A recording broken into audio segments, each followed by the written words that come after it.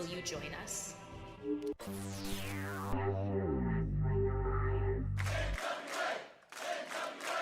It's showtime.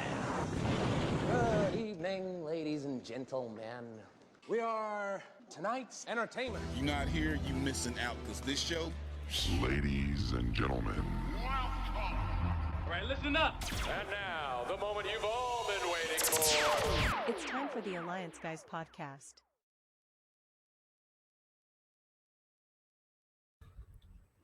Hey, what's up, everybody? I'm still trying to figure out the new app, but this is Jay Cal from the Alliance blog, and I am happy to inform you and let you know that I have a very special interview today that I will be speaking to a longtime friend of the Alliance, Mr. Tim Dixon. Some of the way back fans might remember Tim from his days with NWA Charlotte, one of the very cool, short-lived NWA territories from back in the wilderness years of the NWA. And we always had a lot of fun with what they were doing in NWA Charlotte. But Tim's involved with another project these days. It's called Wrestling Evolution. And we're going to talk about Wrestling Evolution. They have a card coming up this Saturday, October the 11th. So we're going to talk about the NWA Charlotte, Wrestling Evolution, and I'm sure Tim's going to bring up the Dodgers at some point. I can't stop it, guys. I'm an Angels fan. I'm not digging it, but I'm sure he'll throw it in there. Anyways, without any further ado, joining me tonight, Mr. Tim Dixon. Oh, there it is. There it is. Already. I timed that perfectly. That was perfect. Welcome to the show, man. How have you been? I've been great. I've been, like we were just talking before we went on the air. We haven't spoken in a long time because NWA Charlotte was in 2009. Wow. After that, I did work with NWA New Beginnings, which was Greg Price's even shorter lived promotion in conjunction with his Fan Fest. But in part of that, I got to call an NWA World Heavyweight Championship title switch. Was that the Adam Pearce and Blue Demon and Phil Shatter match? Yes. And a lot of people, again, so for those of you who are tuning into the Alliance Blog podcast for the first time in a long time, of course, Adam Pearce is a former five-time NWA World Heavyweight Champion before he became the Raw General Manager for WWE Programming.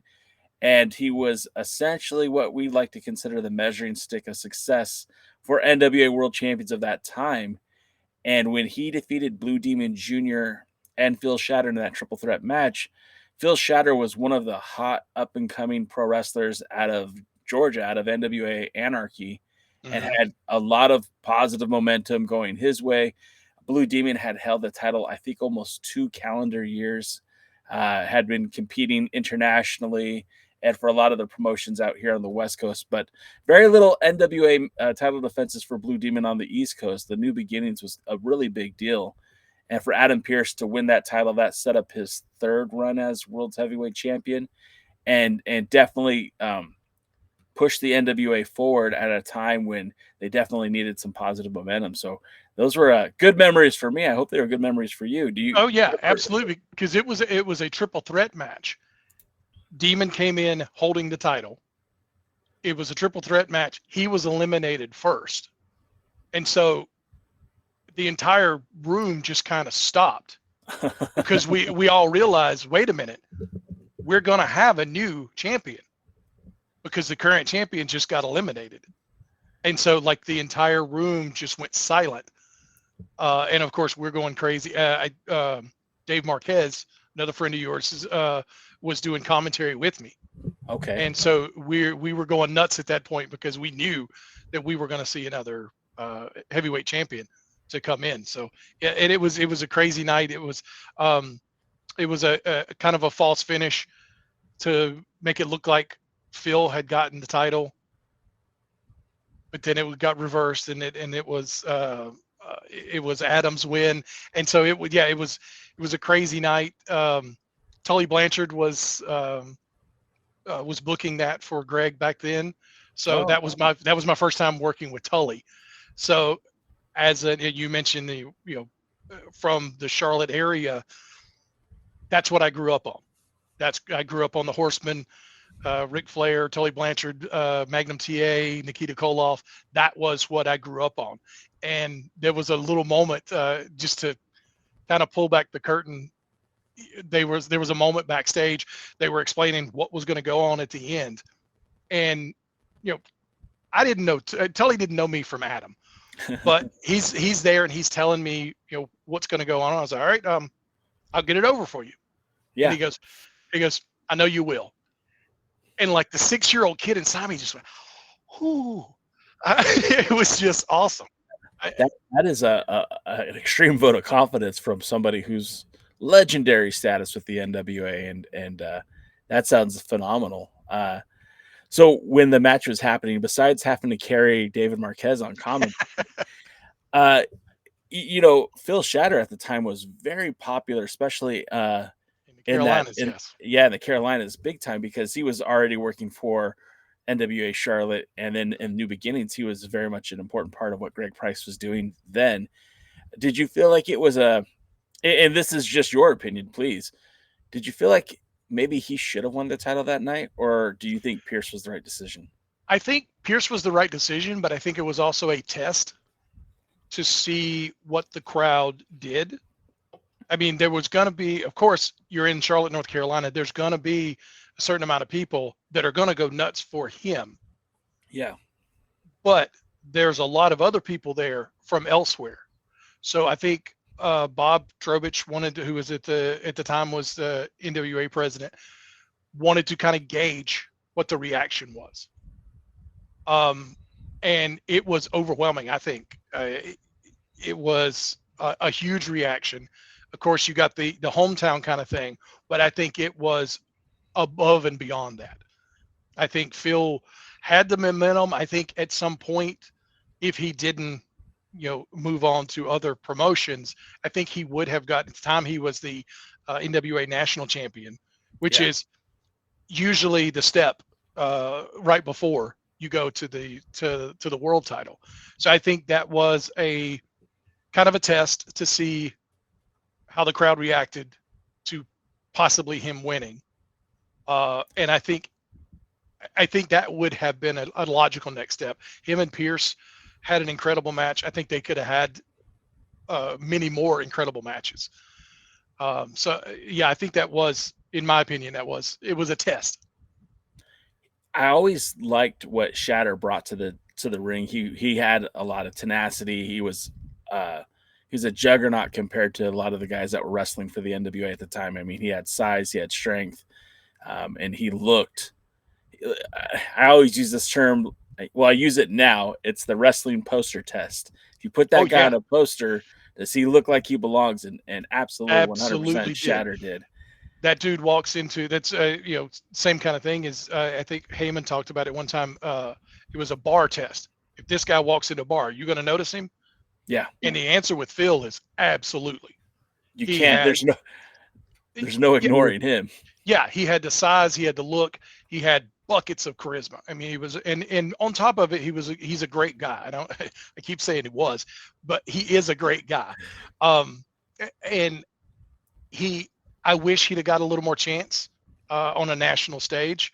But he's perfectly happy in his life now, and even the better for it. So I mean, he had his experience, and now he's a dad, and that's what he's concentrating on, and that's good for him. You and I are both fathers. I don't think there's a job out there that's more satisfying than being a dad.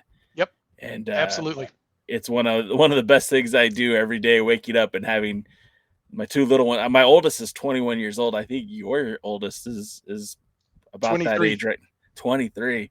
Yep. So like one of the best things in the whole world is having those conversations. But then I still have my youngest is going to be 11 tomorrow. So it's like, oh wow, time flies, my friend. Anyway, let's talk a little bit more about your passion for pro wrestling, because obviously I don't think anyone gets into independent wrestling to make a fortune. I think we all do it because it's a passion project. We love pro wrestling, and it's like you said, you grew up, in the Carolinas watching Horsemen, watching Tully, watching Flair, watching Dusty, Nikita, the Road Warriors. Don't want to call them the wrong name. And it's similarly to you. Like when I was growing up, I think I'm just a hair younger than you. I grew up, out here on the West Coast. So we got the WWE programming, WWF programming. And then we were one of the first families in my neighborhood to have cable. So I started to tune into, Saturday night and I forgot what the early morning show was, Main Event, I think. And I would watch as much Jim Crockett, NWA, WCW promotions as much as I could.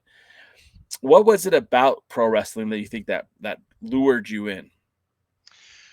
I think a lot of the pageantry and the larger than life personas and the guys, they are. I'm a huge comic book fan as well. So these guys are real life comic book superheroes, and the storytelling has always been my thing. I've been a writer since I was very young. So that's also what brought me into the business, is being able to tell stories. And I do that from two different standpoints. I do it as a booker, but also as a play-by-play guy. I'm there to help them tell the story that they're telling in the ring, because what they're doing, a lot of it needs to be explained to people. And that's what I'm there for. And that's what, like when they're working on the arm, they're setting up for their finish maneuver. And you weaken that shoulder, you hit the neck breaker or whatever their finish is. And that's why you're doing that. And that's what I'm there to help elevate that and tell that story and build on what they're doing in the ring. I guess when you were working with Charlotte, NWA Charlotte, were you involved with the booking then as well, or is that something that is just more recent for you, being a part of the booking? Well, I was in the booking meetings and I would throw in ideas here and there, but for the most part, JD Costello and Jay, I've forgotten Jay's last name. They were the main bookers, but we would meet usually weekly to go over everything so that I would know. I was also the production manager. So not only did I need to know as a play-by-play guy where we were going and what we needed to do, I needed to instruct my cameramen where they needed to be and what we needed to catch. So I would get all that information and then have it for the show, give it out to the camera guys, and then have my own notes myself. During those days when you were, you mentioned Tully for New Beginnings was booking for Greg, and you kind of popped as like you said, your 6-year-old self was like unbelievable. When you were working with NWA Charlotte and NWA New Beginnings, were there talents that you just kind of like, yep, that's why I'm doing this. It's because of this guy right here. Like, did you have those moments where you'd meet somebody and just kind of mark out a little bit? Not really with those two promotions. I mean, other than Tully, the moment I already talked about with Tully. I honestly, the real reason I started what really drug me into it was Ric Flair when I was a kid. And I've never had a chance to work with Rick. I've been at shows that he's been at, and I met him once on like a book signing thing, but I've never actually worked a show with him. Worked a show with 2 of his sons, but never actually worked with him. So I never was really awestruck when I was working there. The only other time, like the moment with Tully was one thing. There was another time when I was working a show with Magnum TA. Oh yeah. And he was our commissioner for the night. So I was the ring announcer at the time for that show. And there was one moment where he was going to reverse a decision or he was going to do something. And so I had to take the microphone over to him because he can't get in the ring. So he comes over on his little scooter and I take the microphone over and I told the ringside photographer, when I'm over there, I want all the shots you can get. Because this is, I mean, again, Tully Blanchard and Magnum TA. That is one of my most vivid memories of a kid watching wrestling. Is during their I Quit series. Yeah. Baby Doll was out doing an interview with David Crockett. Magnum comes out. They start jawing back and forth. He grabs Baby Doll and lays a kiss on her. Would not go over today. It's pretty much straight up sexual assault. But, right. But he's kissing her. David Crockett is losing his mind, screaming, "She likes it! She likes it!" And all of a sudden, Tully, like a truck, comes out of nowhere and hits him, lays him out, and they are in the floor of the TV studio. Yeah. Just jackhammering, punching each other full on, because in a situation like that, you've got a camera within like 2 feet of you. You gotta lay them in. You gotta lay them in. So they are jackhammering, punching each other in the middle of this TV studio, and I'm sitting as a kid just in rapt attention, eating this all up with it. So that, like I said, is one of the most vivid memories. I remember watching Flair, but that moment is something that's seared into my brain. And so when I worked with those guys, it really made an impression on me, and it really, like I said, I told the ringside photographers, like, okay, I want all the pictures. I want you to get as many pictures as you can. So that's awesome. I have never had an opportunity to work with anybody that I was connected to as a youngster, but like, I got to share some times with guys like Adam Pearce, of course, and like a Scorpio Sky, and then when I don't know if you follow AEW at all, but he just made his return just a few months ago to AEW after a long absence, and he didn't tell me that he was going to be making his way to TV. In fact, I had spoken to him literally a week earlier, and he was just telling me how he wanted to get out of his deal. I was like, oh yeah, I mean, I get it. They're not using you on TV. And then I'm sitting there in Ontario, California, and I'm in the nosebleed section watching AEW, and he made his return, and I marked out like a kid. Yeah. And it was so cool because, this is somebody that I've been watching wrestling for such a long time, and I had that connection to, and getting to see him re-debut for AEW, and they treated it like a big deal. It was really cool to see him come back, and that's the closest thing I have to having one of those moments. But I think that's what's cool about wrestling, is because it transcends traditional art, it transcends traditional entertainment. Like, if you watch Roseanne, like, sure, you love the characters, but you don't have an emotional connection to them like you do with pro wrestling. And when a character leaves or comes back, it doesn't resonate with you the same way on TV as it does in like pro wrestling. And it's very close to sports, but even still, like, you're a Dodgers fan, and I'm sure you've been a lifelong Dodgers fan, but when there was times when a player gets traded away, it's like, okay, I'm sad that he's gone. Yeah. You don't really have much hope for that person to return to the team, where pro wrestling, that's not like that. We guys come and go all the time. Yeah. So, sorry, I kind of went off on a tangent there, but you brought up the romance of pro wrestling, and it just kind of made my brain work that way. And piggybacking off of what you were saying, also, I have those moments of guys that I watched when I was a kid and working with them now, but I've also got moments of watching FTR debut on Raw. Sure.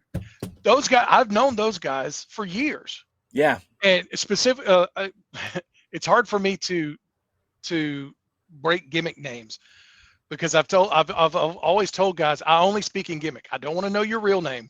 Yeah. Because if I know your real name, I'll mess up on the air.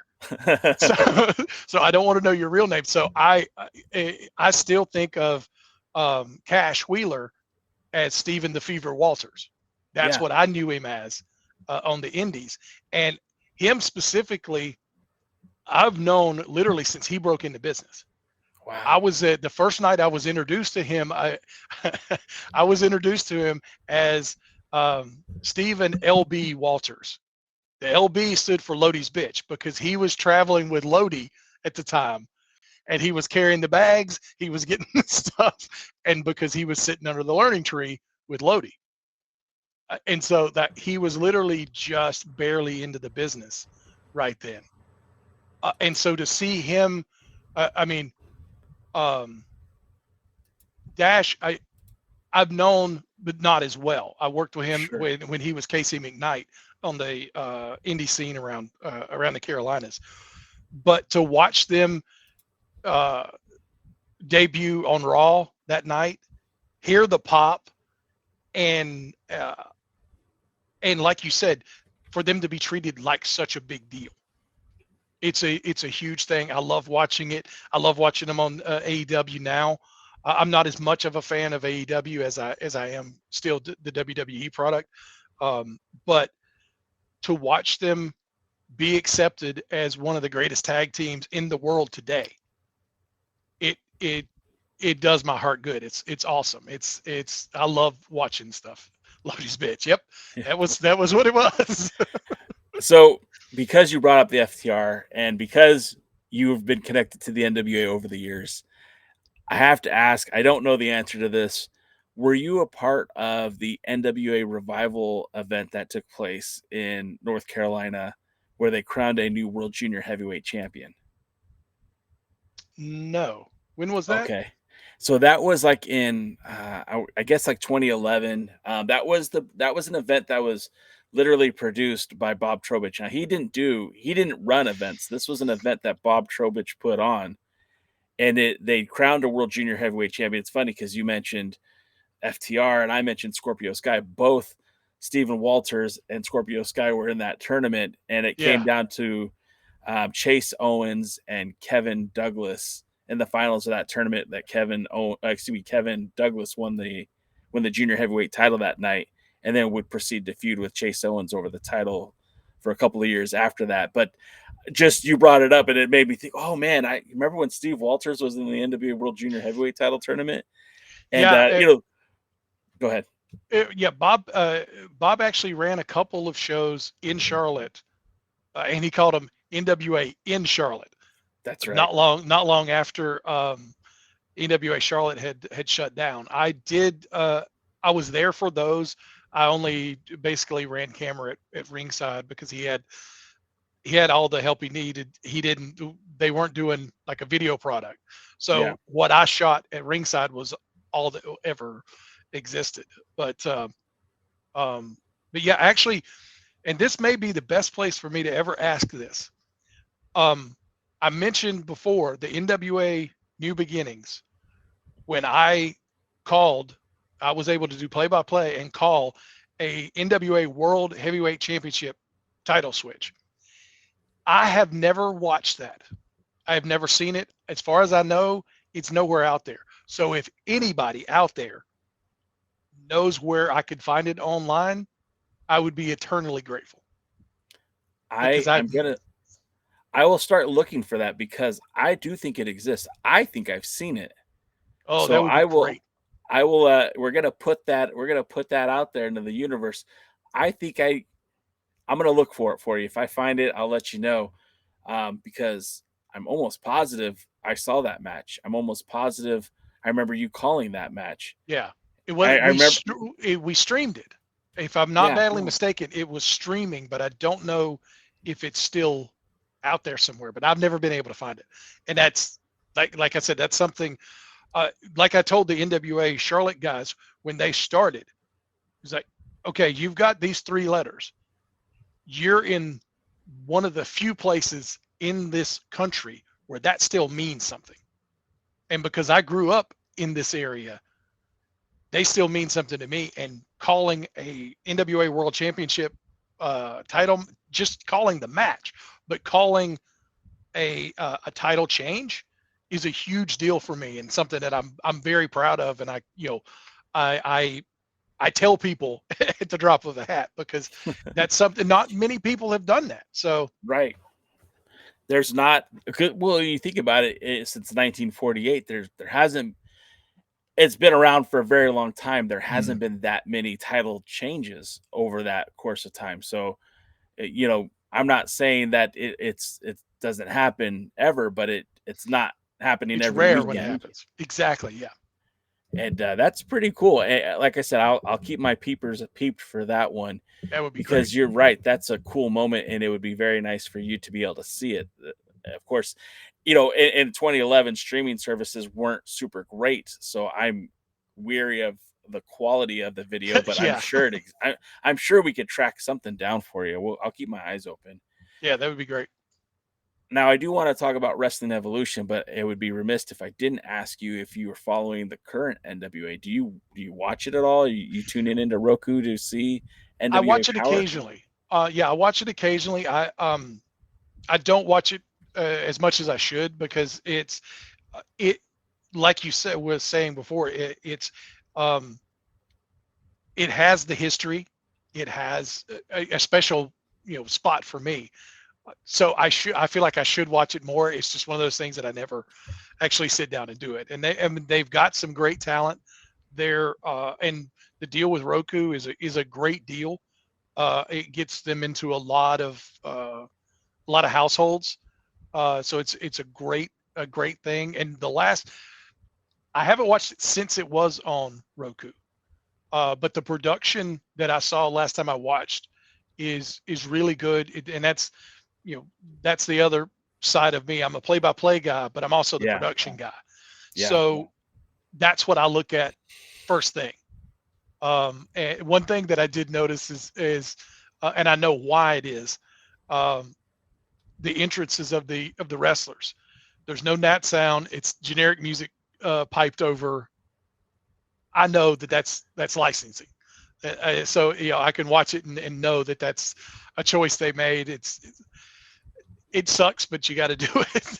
They've gone back and forth with that, and it's kind of weird because you say licensing, and that's a excellent way to look at it, because you save a lot of money if you're not using music that you have to pay for. But I genuinely think it was a way to cut down showtime, so like that helps too. Without the entrance, you just have both competitors in the ring and you're ready to go. I see the benefit to that, but I also feel like the pageantry of a wrestler coming down with the music, and the fans can elicit a reaction just based on the music. Like there's a wrestler, and I don't know if you're familiar with them, but Silas Mason, or just the Southern Six in general, they have a very distinct entrance song, and it's so different than anything else you'll hear on Power. Yeah. And the minute you hear it, you're like, that's the Southern Six. And I feel like that resonates with the fans, and it gives you that opportunity. Like, I know this guy. Now I'm focusing in on what's happening. I feel like, and you're a production guy, so I'm sure you're well aware, like, how much that plays into telling that story and again, eliciting a reaction from the fans. Oh, absolutely. Yeah. It's a huge deal. You think about every time you heard the glass break, you knew who was coming out, and you knew it was getting ready to go down. So then, and we're kind of jumping all over the place, and I don't think anyone's going to argue with us, but of course, this is the big event happening on Saturday, October the 11th, Wrestling Evolution. There's a card that's out. I've been trying to get into Wrestling Evolution, and it is a very easily digestible product. I don't know a lot of the guys on the roster. I've even looked up a few of them, and I honestly, I can't find them on the internet. So I'm imagining a lot of these guys are kind of new to the business. Yep. But what I love about what you guys are doing is it very much feels like studio style wrestling. And I know, like, a lot of the NWA fans who are watching this right now, they're looking for that. There's a lot of us that are looking for that. The NWA still kind of offers it somewhat, but they do like the instead of doing pay-per-views anymore, now they do what's called signature live events, which are just extended TV tapings. And I feel like it kind of steps away from what got them to the game. When the NWA under Billy Corgan relaunched television with Power, it was filmed in the Georgia Public Studio Broadcasting Center. It looked like right out of Jim Crockett Promotions. It had that feel, that look of that throwback, that bygone era. And I'm not saying that Wrestling Evolution has that same look, but it certainly has the same feel. The building I believe it's the same building that you guys are in on TV from week to week. The fans know what's going on. The way that it's lit is consistent. Like, you know what you're getting once you turn on the show, and the backstage segments are brief. It puts over the talent. You have commentators who are knowledgeable of the talent. I was watching the episode today, and I don't know much about the cream pie guy, but I'll never forget the cream pie guy. And so let's talk about Wrestling Evolution. Let's talk about how you got involved with Wrestling Evolution, and smarten me up. What's going on with Wrestling Evolution?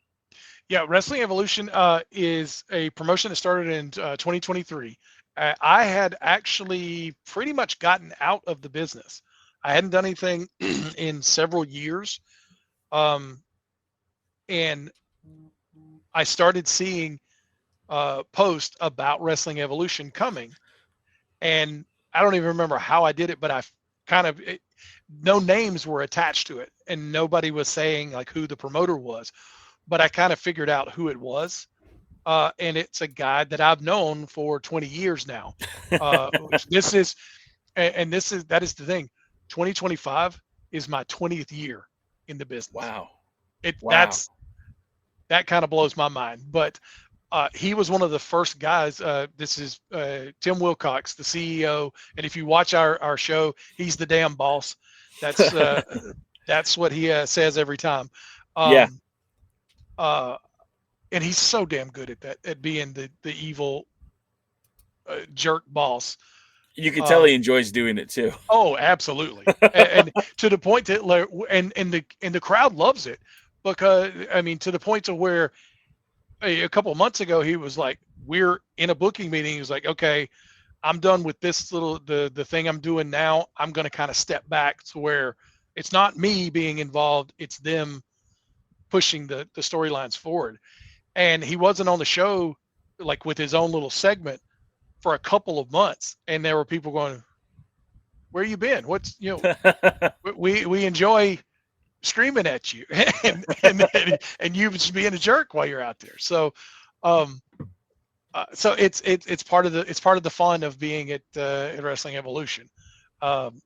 And yeah, he started, he was posting things about Wrestling Evolution. I figured out it was him. So I pinged him on Facebook and just said, hey, is that you? And he said, yeah, it was. I said, well, if you need, it's, I'm not really looking to do anything, but you want a ring announcer, I can do that. Or if you want, and he's had a couple of promotions before where one where I was the commissioner. So I said, you need a ring announcer or you need a commissioner, you let me know. Otherwise, I'll be in the crowd. I'll have a ticket and I'll be in the crowd because it's something close and it's fun to watch. And then it just kind of slowly evolved in conversations. I was going to be his ring announcer. Then he was like, yeah, I'd really like to do a video product. And I was like, well, I can do play-by-play. And actually, honestly, I'd rather do play-by-play, but I don't know if I really have time to do the production side of it and do the editing. And he was like, oh, well, I'll just find somebody else to do that. And he never found anybody else. And I was like, all right, I'll do that. And then it just kind of steamrolled from there. And I have, from some of the other jobs that I've had in my life, I have a knowledge of studio or theater lights. So I then started, I was like, hey, we can get some lights, put them on trees, and I can program them, and it'll actually, it'll be synced up with the music as they come out. And we've slowly evolved and gotten more and more. Our set has evolved and is now a full-on LED lit entrance way. It's something that I'm extremely proud of because it sets us apart. The look sets us apart from any other independent promotion, especially in this area. But I think around the country, it gives us a look that makes you sit up and notice. And so that's where that kind of, like I said, it kind of snowballed into the part that I play now. And we're referred to as the two Tims, because new guys come in and they go, oh, I'm Tim Wilcox, the promoter. I'm Tim Dixon. I'm the other Tim. the guy that does production and play by play. So, but it's something. It's a passion project for all of us. We all have, and not just me, but I call us the executive committee. There's like 4 of us that meet and go over booking and what we're going to do and come up with, basically throw ideas off the wall and see what sticks. And we're all of the same mind. We know what we want to do. We know we want something special, and we hang our hat on our episodic storytelling.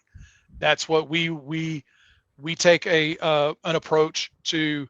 We know where we want to go. This book backwards from there. I love it. So that we've got storylines now that are playing out that have been going on for a year or over a year. Actually, the Allen brothers or Allentown storyline has been playing out for longer than a year. It's a huge undertaking. It can be hard to do with independent wrestling, but if you give the people something to hang their hat on like that, we have gotten then a point in case. Justin Kindred Allen is one of the Allen brothers, a part of Allentown is what they call the faction. It's 4 brothers: Robert, Steve, Mason, and Justin. Robert and Steve were our first tag team champions. Mason was our longest reigning legacy champion. That's our middle belt. He was undefeated he was 19-0, I think. And he was the legacy champion for 1 day less than a year. Yeah. And Justin was kind of the runt of the litter. He was the put upon Allen. He would come in and he would help. We would actually write it up in booking. Justin takes his obligatory bump. He would come in and interrupt the finishing move from the other wrestler. He would take that bump, and then the other guys would get the win. And so we built this up to where he was put upon. We had people in the crowd going, "You don't need them. You need to stand up for yourself." But that's his brothers, and that's what he always he wanted to help them out. And so we built that and built it until he finally stood up to them, and he had a match against Mason for the Legacy Championship, and he won. Right. So he broke the undefeated streak. He beat Mason. He actually Robert and Steve ran in too, so he beat all 3 of them to stand up for himself. That was the biggest pop I've ever heard in Wrestling Evolution. It was the most emotional moment that I've ever seen in Wrestling Evolution. If you go back and you watch that episode, you can hear my voice crack. And it was real emotion. It wasn't kayfabe. I wasn't making it up. That was real emotion because he had talked to us, and again, you're pulling a little too much of the curtain back, but he had talked to us going, "Are you sure you guys want to do this? Are you sure?" He kept expecting us to decide, "Nah, we don't want to do that. We don't want to put the belt on him." But he's just such an earnest kid. And he goes in there and he busts his ass. Pardon me, I don't know if I can curse, but no, you can. Yes, very good. He goes in and he busts his ass. He will do anything we need. He'll do anything he's asked, and he just wants to make the show better. So that's the kind of kid that you want to see succeed. And I have to stop calling them kids, but I'm old enough to be their dad, pretty much all of them. So, but when he won, he rolls over and the ref comes over and raises his hand, and he goes, "I did it." And the look of shock on his face, I think until that moment, he honestly didn't think that we were actually going to pull the trigger. Wow. And when he rolled over and he looks out at the crowd and he goes, "I did it," that's when it really hit me, and emotion hit me, and you can hear my voice crack when I'm calling this moment. And it's a special moment. It's something that I'll never forget. And it's moments like that I love creating. It's stuff like that like I said, it had built for so long. The crowd was so ready for it. And when he won, the reaction was off the charts. Love it. Absolutely love it.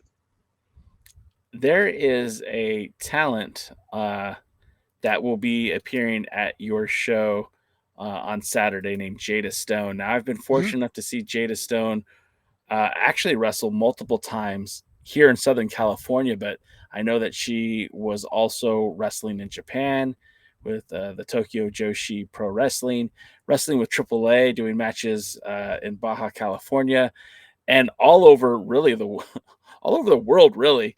And as I was looking into Jada Stone a little bit more, I mean, she's appearing with New Japan Pro Wrestling Academy, Reality of Wrestling, Prestige, FSW, a lot of places, and recently, I guess, signed with TNA Wrestling as well. I mean, she's been all over the place, and she's a native of South Carolina. Does she appear for you guys frequently? Is she a regular for you guys? No, this will be the first time she's there with us. It's great to have her come in, and actually, yeah, she was supposed to go to Japan a couple of weeks ago, and she had an injury that she didn't know. She couldn't go to Japan, and she didn't know if she was going to be out for a while or not. Oh no! So thankfully, it turned out it wasn't as serious as she thought, and so she's going to be able to make the show. But yeah, this will be the first time she's there for us. We don't have a lot of female wrestling. It can be hard at times to find quality, and I think we all know this. It's hard to find quality female wrestling. The lady that Jada is going up against, Kaitlyn Marie, she is a regular for us, and she has actually wrestled for our Wrestling Evolution Championship. She wrestled our champion, the Dontay, and you have to say it like that. It's the Dontay Khalifah. You got to put the stink on it. And they had an incredible match, and I mean, and they were not. Neither one of them was holding back. They were swinging the lumber, as I like to say. So yeah, she holds her own against at least a good 75% of the male roster. I've seen her in incredible matches with. She had a match with Savannah Evans at a show we had, I think maybe a year and a half ago. I don't know if they owed each other money, but man, they were punching each other like crazy. But it was an incredible match. It was great. So my two follow-up questions to that are, first, I personally am not a huge fan of intergender wrestling. I understand why it exists, and in some ways it can work. I've seen matches where I'm like, okay, this works. Did the North Carolina audience react positively to the intergender wrestling, or was it something that they had to be sold on? No, they did, and it's because we have sold Kaitlyn Marie as such a badass, and that's, I mean, she swings for the fences, and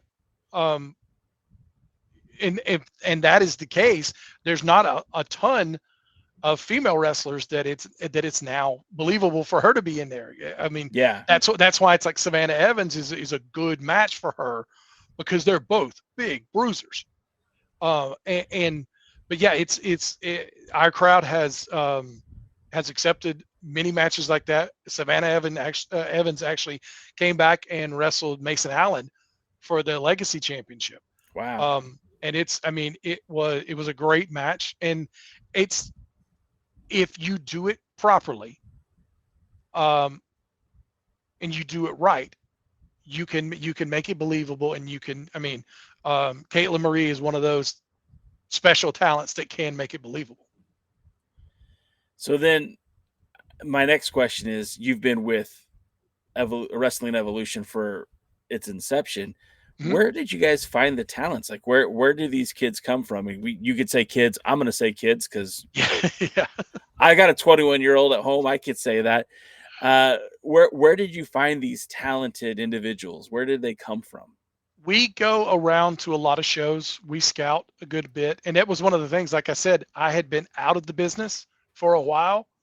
So really, when we started, a lot of these guys I did not know at all. And there is an incredible school not far from us up in Greensboro called Firestar. They LeBron Cozone is the trainer there, and he has Jackson Drake, Javon Evans, both came from LeBron. Wow. Yes. That's good company. So that right there tells you all you need to know. He's an incredible trainer. We are in touch with him all the time. We go to see his shows all the time, and he's actually wrestled for us a couple of times. So we're in touch with the guys in the know around. And a lot of times we depend on our wrestlers, the guys like the Allens, the guys like Dontay Khalifah. We talk to them. They know who's out there, and they know who they want to wrestle. And they are just as invested as making Wrestling Evolution a success as we are, because they want it to get bigger so that they wrestle in front of larger crowds. They've all committed. They've all Wrestling Evolution is their home promotion. That's awesome. Yeah. So it's and they have all busted their asses to make it what it is. And that is one thing that is so exciting about about Saturday's show. It isn't a new place. You were talking about it being the same place. This is in a new venue for us. Okay. So this is a big deal for us. It is at the Weathers Arena in Shelby, North Carolina, at the Cleveland County Fairgrounds. So in this new venue, we don't have the ceiling restrictions that we have in the campground. Yeah, I think you even mentioned that the first time you watched our product, that the ceiling looks kind of low. It was literally so low that guys standing in the ring could just jump up and grab the rafters. So nothing off the top rope. Nothing. Honestly, we did have a guy there one time. He was named Tiny Calhoun. Kind of a younger version of Haystacks. That was the whole point there. He was probably, he had to be 6'7", 6'8", and he picked up a guy, just a normal body slam for him. He just picked him up, and as he brought him up, the guy's foot hit the light. Yeah, it hit a fluorescent light, and so he slammed him down. The light broke, fell, and Tiny's got long hair, so the light tube fell and got stuck in his hair, and he's like, all right, let's keep going. And I'm sitting, our announce table is literally right up against the ring. Yeah. So they were going to keep going, and I went, no, stop and clean that up. And so we had to stop. I was like, we're not doing light tube matches. So we stopped and we cleaned it up, and then they went on about their business. But they were just like, all right, let's keep going. Let's go. I mean, that's the right attitude, but wrestler safety is as exactly important, as well as the audience too. Like the audience too, yeah. That's one of the things that I don't want to have, the internet come after me. But the whole light tube thing is just wasted on me. I don't want to go to a show where that's a part of it. I was watching, like I said, the most recent episode you guys put up, and I fell in love with one of the guys on the roster, and I think it was his debut. And I really hope he comes back, because this kid was excellent in the ring. And that was Soulfly Manny Lowe. Manny's been with us a couple times. Ooh, yes. He is so good. And like I said, and I don't mean this to sound negative, I'm not familiar with anybody on your roster. It's just what I've seen now. Like outside of Jada Stone, who has been in, Southern California working, I'm not familiar with these guys. So this guy made such an impact on me, and I'm watching him wrestle, and he's so crisp. His strikes look like a martial artist, and he's fast, he's clean. I'm like, I want to see more of this kid right here. Like, I feel like he'd be a great addition to any junior heavyweight division. Absolutely. And he was such a good talent, and I wanted to put him over, because I was watching it, and I was just Literally, I'm on a treadmill trying to get my steps in for the day. I'm like, this kid's got something special right here. Yep, absolutely. Manny he's been with us a couple times, and he is one of those guys that like anytime we can get him, and obviously he stays pretty busy. Yeah. He was so fly. Yes, he was so fly. Yeah, I mean, Manny is an incredible talent, and that's the thing. We have built, rather than go after names and put names on a lot of shows, we have built our own stars. Yeah. And that, I think, like I said, the whole, all of Wrestling Evolution is on the same page. We would rather build our guys rather than depend on a name to put butts in the seats, because those butts are not going to come back. But if we get Dontay Khalifah over with that crowd, they're going to come back to see him. The Dontay Khalifah. Pardon me, yes. I don't want him coming after you later. He will. He does. Yeah. He was actually, that's the thing. I was the guy doing the first interview he did and I was the first one he told to put some stank on it. So I hang my hat on that. So, but yeah, Dontay is a guy who he has a thirst for the business. He was a collegiate wrestler. He is now a high school coach for wrestling. And he has a thirst for the business. He worked for a good while with another promotion as their cameraman. So he understands that side of it as well. He knows how to work a camera. He knows how to put himself over. And that's another thing. A lot of what I do in Wrestling Evolution, I go back to the days when I was in college and we were running the college radio station. The way we looked at it, take those students and teach them how to get a job in a radio station nowadays. That's the way I look at this. When we're doing Wrestling Evolution, when we're doing promos, we have Beer City Bruiser, who used to be on Ring of Honor. He's one of our agents. Caprice Coleman, current color commentator for Ring of Honor. He is our other agent. Wow. And a lot of times Caprice does the backstage interviews for us. Yeah. But I'll shoot them because if I'm not having to actually do them, I'll take the camera and I'll shoot them because I know what I want. Right. And I always insist on having Bruiser there because I want to look at it and go, okay, that was okay, but we can do better. Think about this. You want to have a button to hang everything on at the end. You don't just end it. Stone Cold didn't just end his interviews. That's true. He said that's the bottom line because Stone Cold said so. You knew what it wasn't just a catchphrase trying to sell a t-shirt. That doesn't hurt, but it drove it home. It is a badass line to end a promo. Think about that. And that's why I insist on having Bruiser there to go over that stuff, because I look at it as we want to take these guys and we want to make them better. We want to improve their promo skills. We want to improve them in the ring. So we have Caprice and Bruiser will split the matches up and they'll go over the matches with them, give them ideas if they're not thinking of anything. And I think one of the biggest things they do is go, okay, these guys are doing this spot in this match. You guys can't do it in yours. Yeah, that's so good.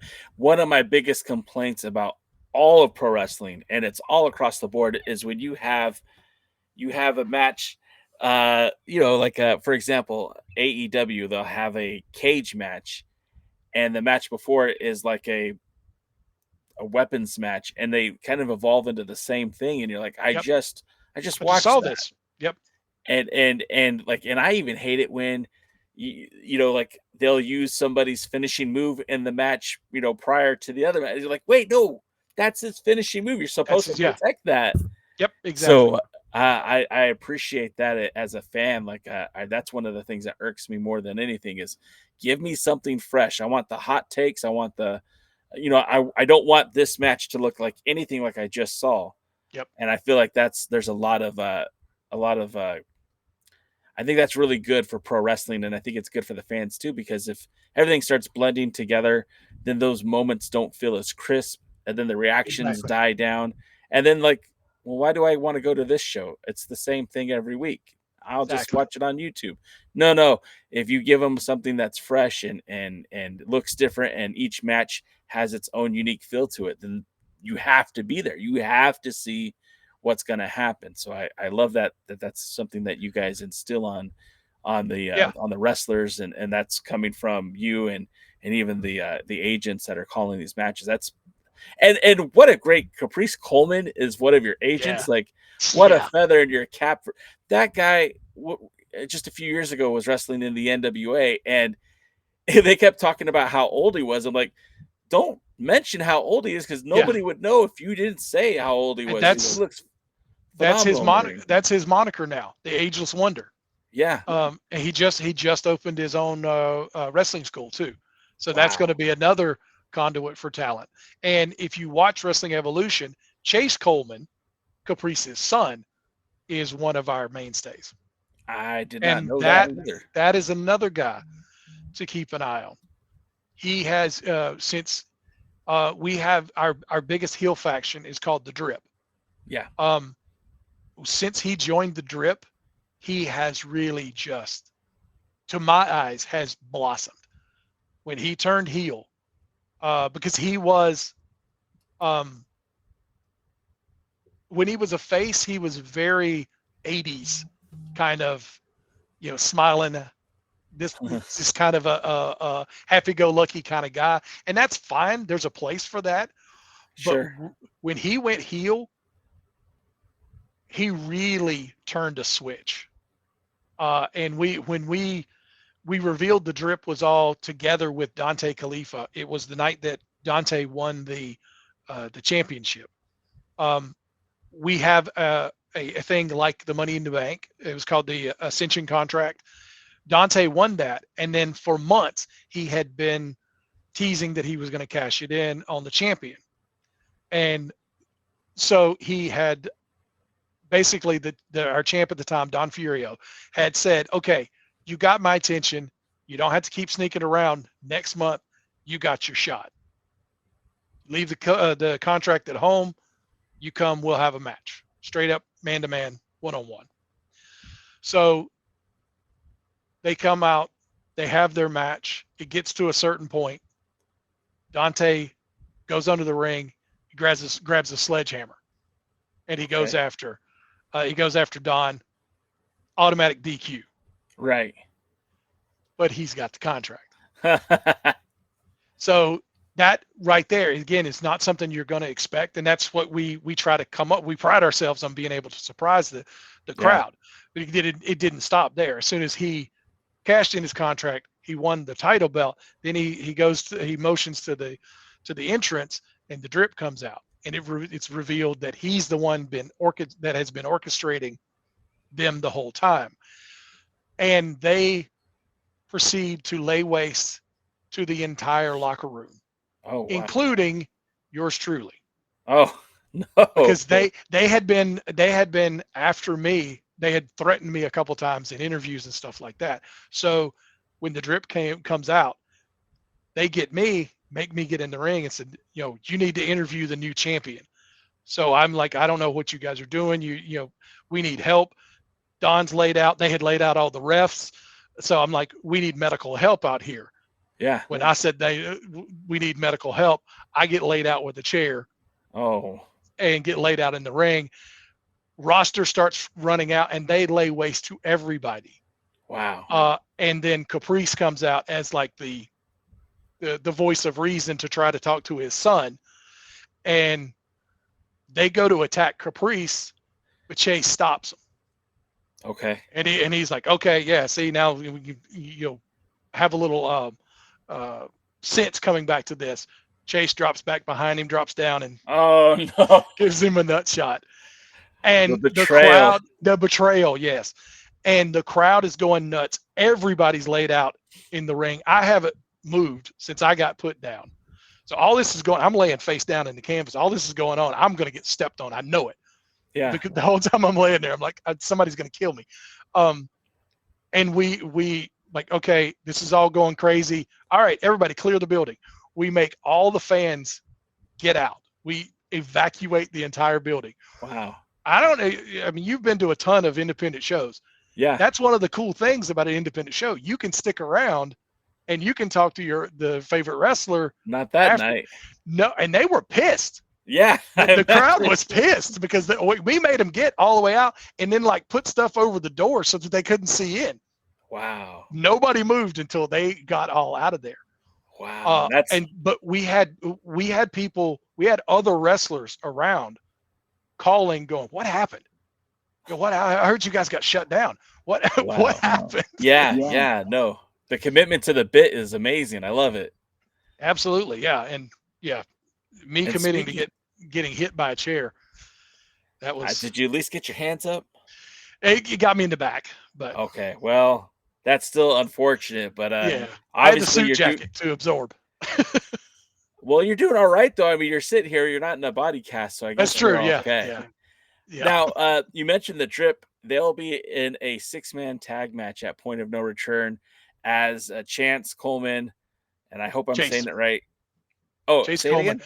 Chayce Coleman. Oh, I put an N instead of a C. I apologize. Yep. I have a tendency to do that sometimes. Sabrino Ali and Bash Caliban. Yes. They take on the legacy champion Justin Kindred Allen, Jake Tatum, and Gabriel Kai. How did this match get put together? The Drip has been a thorn in Justin's side. They don't like him, so they've been antagonizing him for the last couple months, and to the point to where last month's show, Jack Tatum was against Justin Kindred Allen for the Legacy Championship, and it was like, okay, I'm not putting up with this. You guys are basically just picking on him. So he has said, you know what? He's got other friends as well. Gabriel Kai is a guy who, for my reasoning, he's not there enough. I love Gabriel. He is an exciting competitor. He looks like he looks Samoan. I honestly, I don't know if he actually is, but he has that look of a Samoan wrestler. Yeah. And he's so just lighthearted. He's such a fun, positive guy. I love having him there, and he's a fun guy to watch. He and Bash Caliban have history as well, because they were a tag team at one point.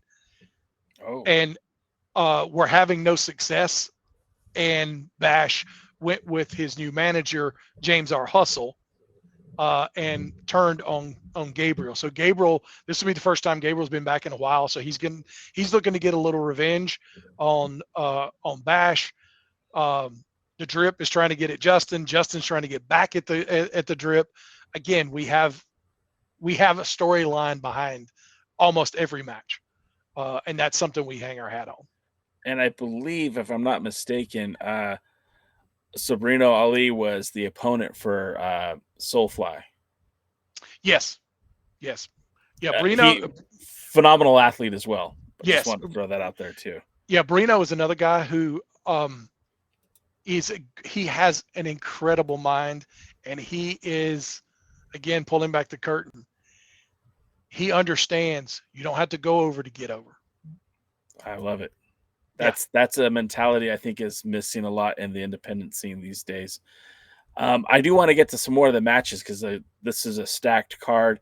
And again, this all takes place this Saturday, October the 11th. We're in a new building.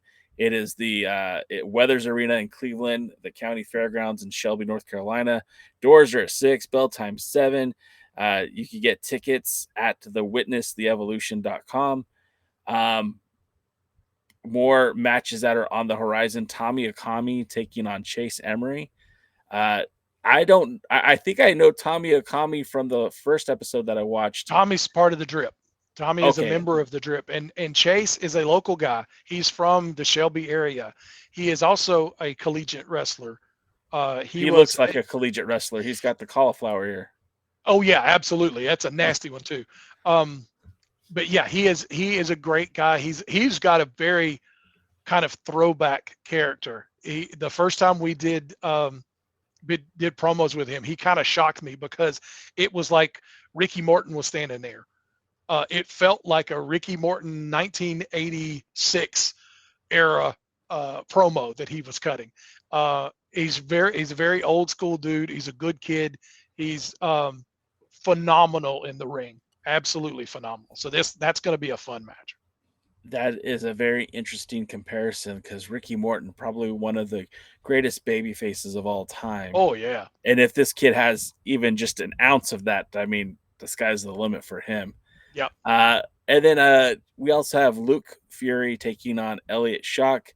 What can you tell me about these two gentlemen? Elliot Shock, unfortunately, he is a great competitor, but he has yet to secure his first win in Wrestling Evolution. He's been here a couple of times. The last show, he took the loss to the Cream Pie Poppy, Reyhan Inteus. Yeah, such a great name. It is absolutely the greatest thing. You know, the crowd was chanting cream pie. They'll chant diabetes. Oh, diabetes. No. That's a whole other and we'll get to him when we get to his match. But Elliot, I love him. He's like I said, he has yet to secure his first win in Wrestling Evolution. He's been trying, but he, as a heel, is one of our better heels. He gets it.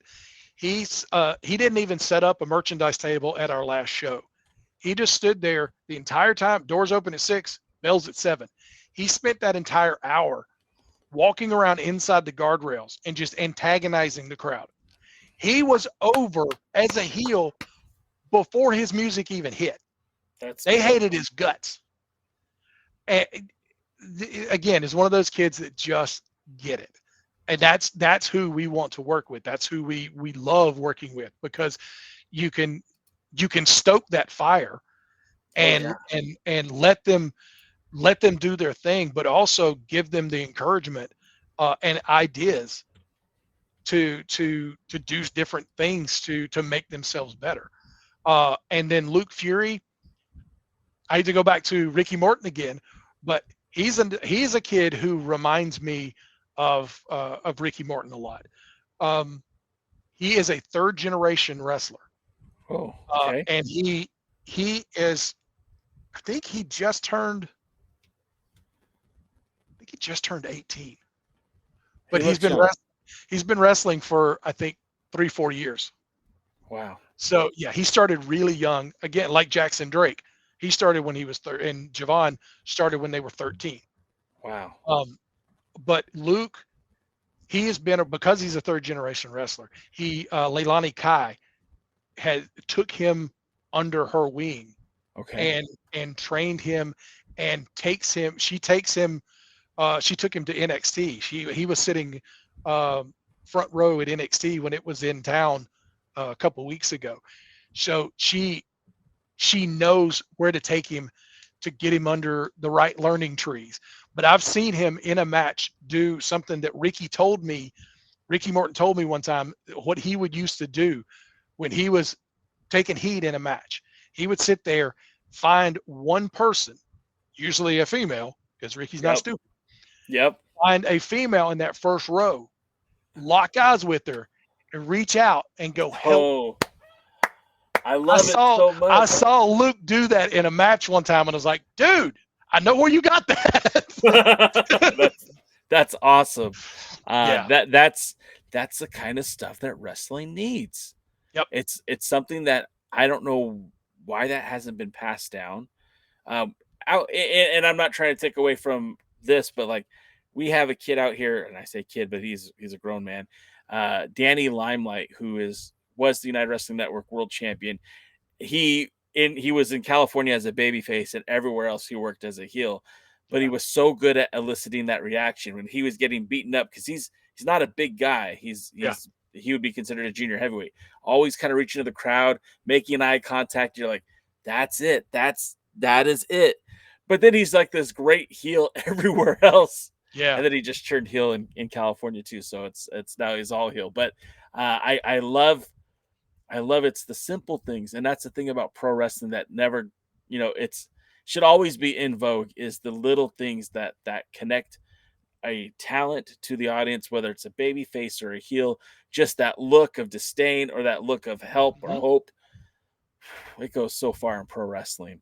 Yeah. Sorry, I had to mention that just because as soon as you painted that picture, I was seeing Danny Limelight do the same thing. We also have the tag team match with the Allen brothers taking on the Step Friends. Let's hear about these guys. Yeah, the Allen brothers, like I said, Robert and Steve are part of the Allentown faction. They were the inaugural Wrestling Evolution tag team champions. They lost it in this is what started the downfall of Justin Kindred Allen in the Allen family. They had a match with another tag team called the Other Guys. It was a 3 stages of hell match.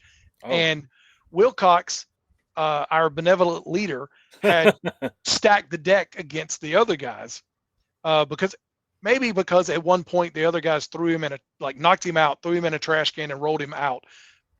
That's neither here nor there. Sure.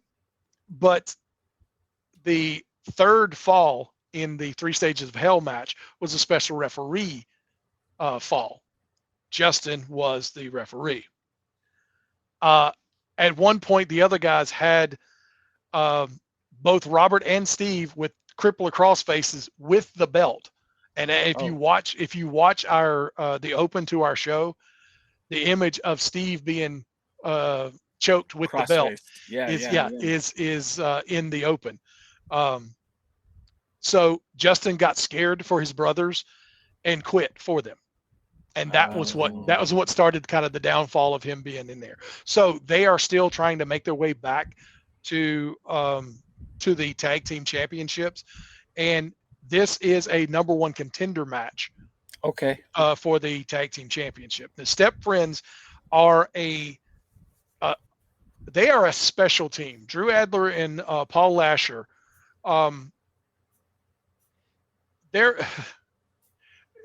They're prone to, when they tag in and out of the match, it's as violent as if they're hitting their opponent. I don't understand how these guys can be partners or even friends because they beat the crap out of each other as much as they do their opponents. So it's an interesting matchup. They have wrestled before. The Allens lost that match because Justin interfered again. So so it'll be interesting. They've vowed that if they see Justin anywhere around, they're going to beat him down. Sure. But he's got his own things to worry about with his 6-man tag match. So hopefully it'll be a straight match and we'll get a new number 1 contender for the tag team championship. Then we have the 2-on-1 handicap match. The aforementioned cream pie. Am I saying it right? Reyhan Inteus. Reyhan Inteus. And he's going to be taking on 2 men, and that's Yahya and Ian Maxwell. Yeah, this is another storyline that stretches back a long time. Last I don't remember exactly when it was, but it was last year. Reyhan won the Evolution Cup tournament, which named the number 1 contender for the Wrestling Evolution Championship. Wilcox, however, didn't like that he won. He had intended for Dontay to win it. Okay. So he, right after he won the Evolution Cup tournament and became the number 1 contender, Dontay used his Ascension contract to win the title. So he has been trying to get that title shot for a long, long time. Finally, 2 months ago, he got that match, but Dontay beat him. Okay. So last month, we had the Evolution Cup tournament again, and Reyhan won again. So this time he threatened Wilcox immediately and said, "We're not going to wait. This is going to happen in November. At Vengeance is Mine is our biggest show each year. November is our WrestleMania." Got it. So he said, "We're not waiting. It's going to happen in November." And Wilcox told him, "Okay, yeah, it'll happen if you make it there, because next month in October you're going to face Ian Maxwell and Yahya." He's already faced and lost to Yahya before. And Ian Maxwell, this is going to be an interesting team, because Ian Maxwell, his moniker is Fast as Hell Ian Maxwell. You can look at Yahya. He's no speed demon. So you literally got speed and strength all in one team to take on the Cream Pie Poppy, Reyhan. And that name is interesting because, well, it's twofold. Excuse me. Reyhan is a rapper, and he does his own music. Oh, so that's cool. That is really cool. Yeah. So his song that he comes out to is his own, and it's Cream Pie Poppy. He's in the song. He's not talking about Little Debbie cakes. And that song is filthy. Yeah. So absolutely filthy. Kids, when you're out there Googling this, make sure you put the safe search on first. And that could get some bad results. And the whole crowd sings it. The whole time, including kids, sing it as he's coming out, and I'm just like, oh no, this is not right. It's one of the best things I've heard all day. But the crowd will go out, and I don't know how much they spend, but certain members of the crowd will go out and spend huge amounts of money at like Sam's Club and places like that, and come in with tons of oatmeal cream pies. So when he comes in the ring, poses for the hard camera, and they all come flying. So no streamers. It's cream pies. Yes. And they are everywhere. There's spots on the canvas where they've been like the heel will stomp it to like mash out the cream pie. So it's mashed into the canvas. I've had them picked up and thrown at me. One of the guys that wrestled for us one time, JAC, he was throwing like Nolan Ryan fastballs at my head with those. And we're sitting, like I said, right ringside. So he's standing up there just peppering me, coming straight down at me. And I mean, it was insane.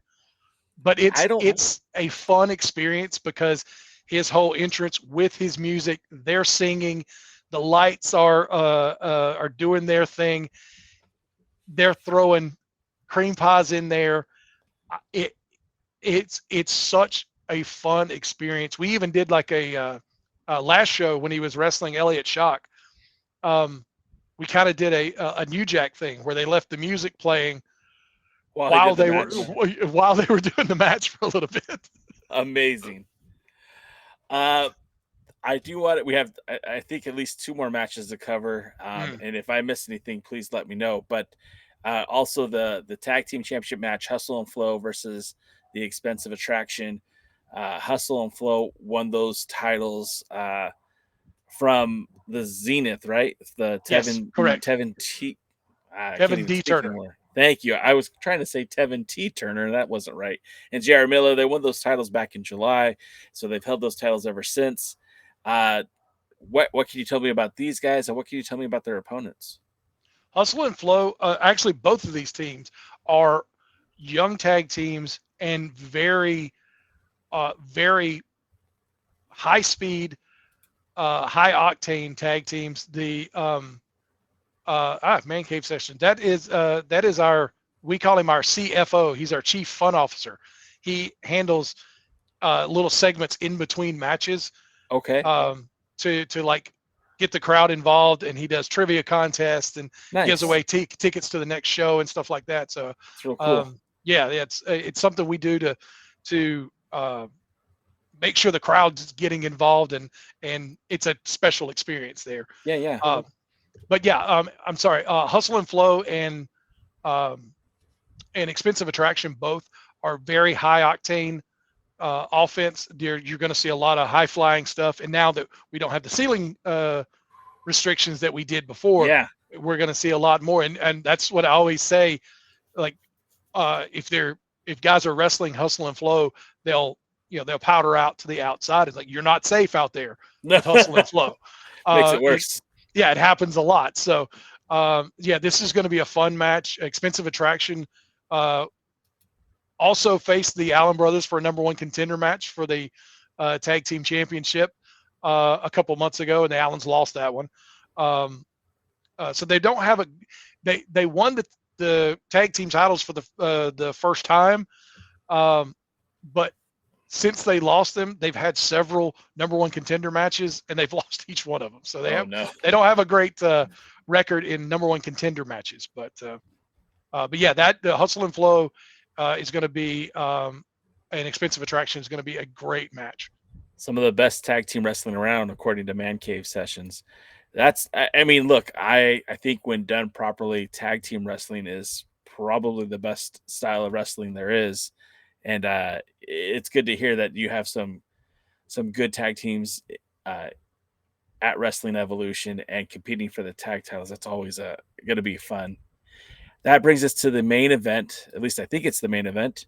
Yes, it is. The Wrestling Evolution Heavyweight Championship match. St. Julious taking on the Dontay Khalifah. And he's mean mugging the camera. That's what he does.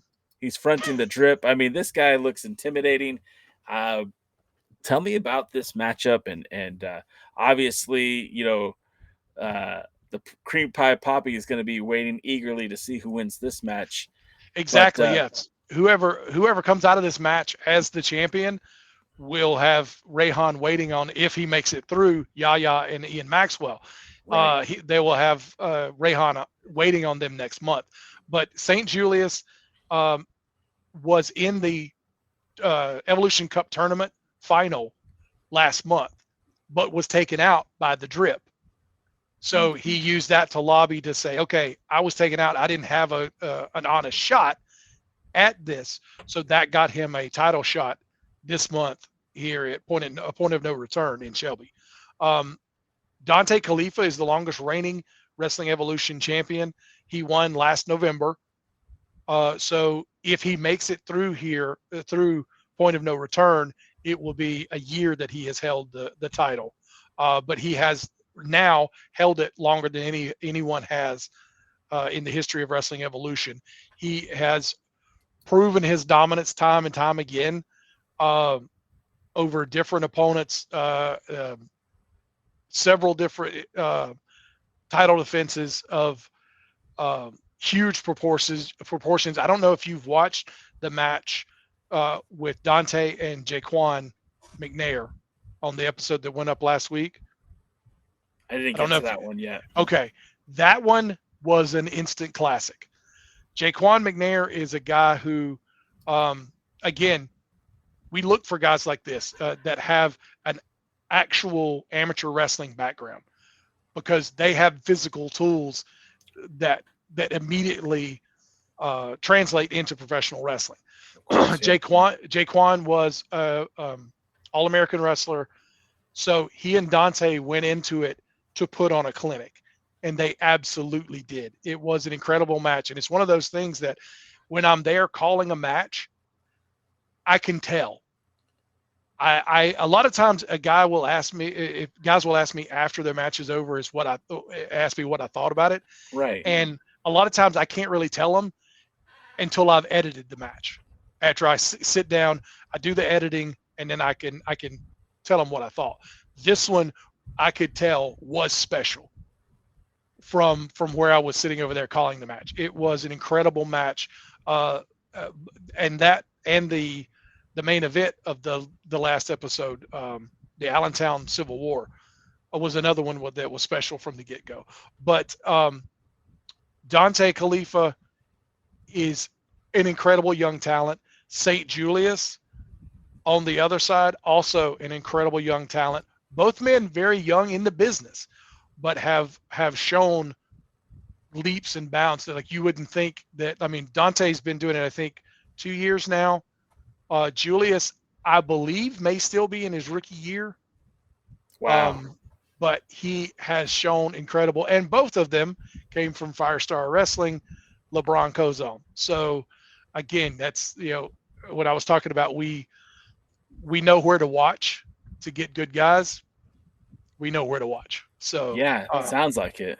It sounds like it. I think this card looks spectacular.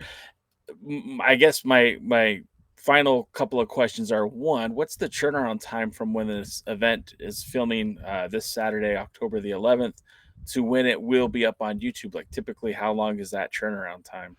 What we do is for each live show we have one show a month, and what we do is we make 2 episodes out of each live show. Okay. So everything before intermission is 1 episode. Everything after intermission is another one. That's so great. that one before intermission, that will air the day before the next live show. Got it. So it's 4 weeks before you'll see what happened the last month. That gives enough time. Well, it gives me enough time to get it edited and get it done. Right. And also it's far enough out so that people won't say, "Oh, well, I'm not going to go. I'll just watch it next week when it comes out." Yeah, it gives a sense of urgency. Yeah, exactly. For NWA fans, we are kind of in this perennial. For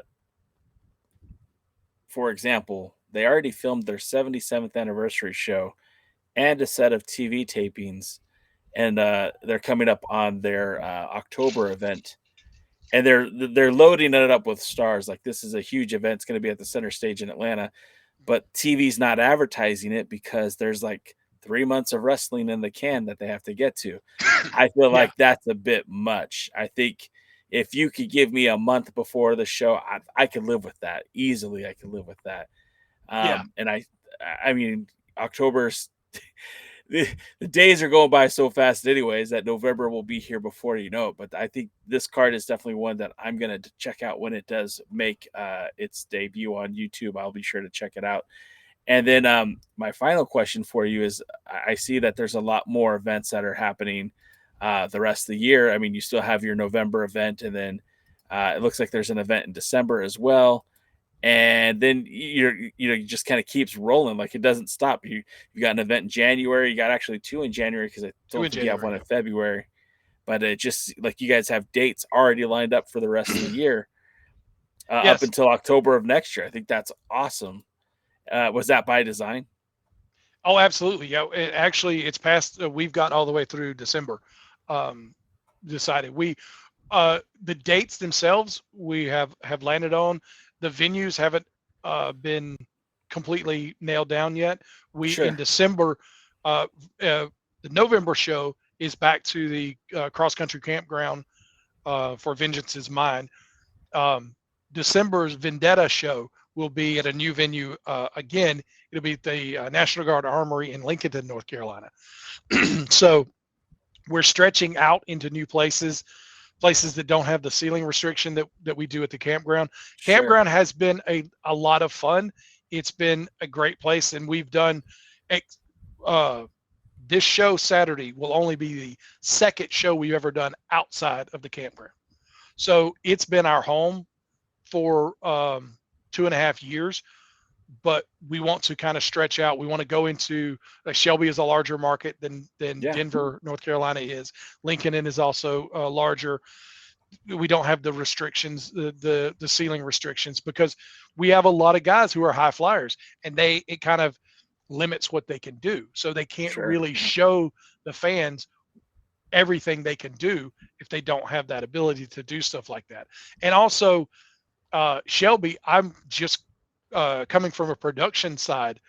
Shelby, I'll be able to have complete control over the lights. Oh, cool. In the campground, we can cut out all the lights except for my lights that are programmed, but they're skylights. And until the sun goes down, I hate those things because it gives light that I don't want to be there, and so it's just a pain. But the Weathers Arena in Shelby It's completely enclosed, so I'll have complete control of the environment. I'll be able to use the lights the way I want to, and at the campground, I have to wait until it's sundown to get it to look exactly how I want it. So Right. but yeah, I'm excited about these new venues are going to be great, and then stretching all out into 2026. I don't know that we'll be going back to the campground if Weathers Arena and the Armory and Lincolnton work out the way we hope that they will. Yeah. We'll be doing those exclusively, kind of alternating. I mean, months there.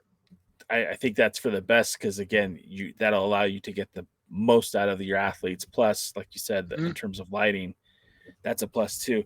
We're about ready to wrap it up, but I'm going to push you on this one. This is a little difficult for you. I'm asking you to put on your salesman hat because the majority of the people who are listening to this podcast, diehard NWA fans, watch Power every week. It's very hard to fit additional wrestling into a schedule. If you're watching the NWA, you're watching WWE, you're watching AEW, it's hard to find time to add more wrestling into that. Give me your best pitch on why folks should tune in to Wrestling Evolution and get on board with what you guys are doing in North Carolina. I think Wrestling Evolution is one of the, and of course I'm biased, but I think Wrestling Evolution is one of the best episodic wrestling programs out there. When I look at what we're producing, I don't look and compare it to other independent. I want mine to stand up to Power. I want it to stand up to AEW. I want it to stand up to WWE. That's what I look at. I mean, I don't have the budget. Sure. I don't have the lighting, but I want the way I put the shows together. I try to cut all the fat off the bone. That's what you were talking about. The promos are very quick. Yeah. That's by design. I tell them there's no reason to lollygag through this. Cut the fat out, give them exactly what they want, tell them what you're going to do, and then get out of there. And it sells it. It sells it without being long and bloated. If we can keep people from fast forwarding, that's the best case scenario.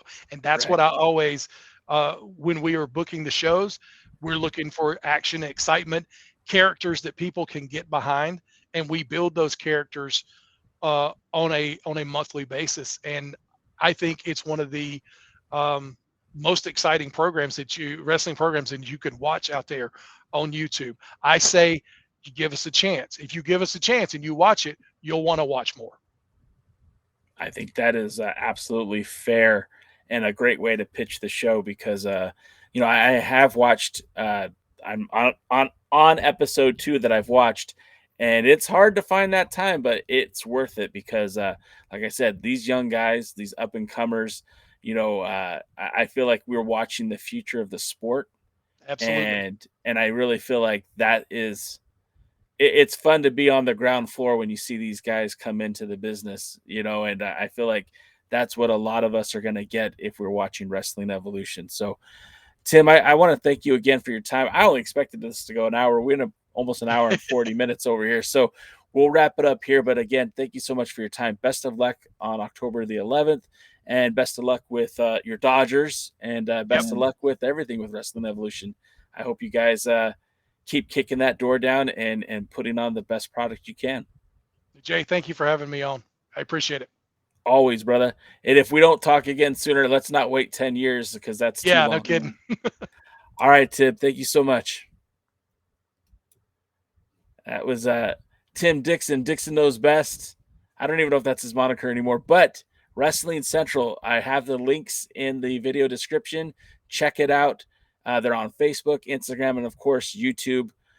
You don't want to miss it. It is a very good time. It's a fun show. And until next time, my friends, I appreciate you hanging out with us. We will see you at, wait a minute, hold on now. We will see you at the matches. Thanks for joining the stream. This has been a presentation of Alliance-Wrestling.com. We genuinely appreciate your support. Would you consider subscribing so you'll never miss a future episode? I'd also like to remind you we do a live stream every Tuesday at 5 p.m. before NWA Power. You can find us on social media at The Alliance Blog. And until next time, we are The Alliance.